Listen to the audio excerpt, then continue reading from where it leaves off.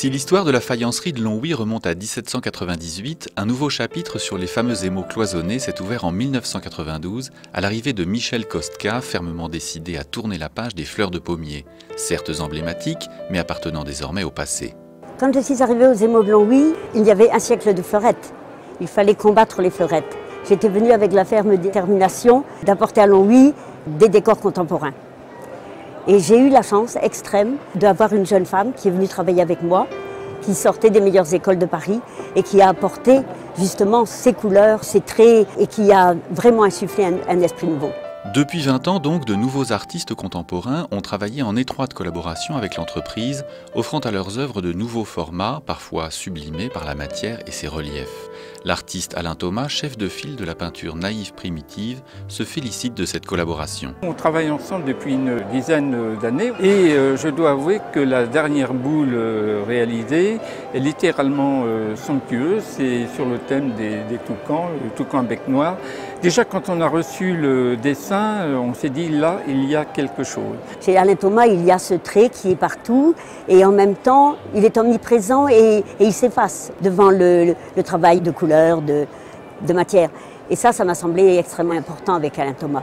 Couleur et matière, le savoir-faire identitaire des émaux de Longwy est une alchimie qui naît à 1400 degrés dans le pot du four à fusion d'où sortira le cristal coloré. Réduit en poudre et mélangé à l'eau, il est appliqué minutieusement à la seringue ou au bâtonnet par les décoratrices. Seule la cuisson fixera l'émail et révélera la couleur.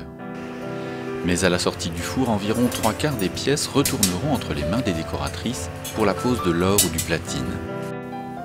Donc je pose mon platine qui est tout brunâtre au départ. Une fois que j'aurai terminé, je vais pouvoir cuire ma pièce et c'est durant la cuisson que l'or et le platine se révèlent, les solvants s'évaporent et l'or apparaît sur la pièce. De nouveaux styles voient régulièrement le jour dans les ateliers de Longwy, telles les créations signées Clotilde D, ambiance noir, blanc et or au style moderne et géométrique. Ou encore Suzy et Elisa de Stéphane Gisclard, qui nécessite une nouvelle technique de l'application de l'émail et la pâte unique d'une des décoratrices, comme nous l'explique Arnold Kostka. Cette pièce de Gisclard, voilà, c'est celle-ci. Donc ici, le visage tel qu'il est là, à l'impression, il est entièrement blanc. C'est vraiment elle qui refait tout le visage complètement à la main.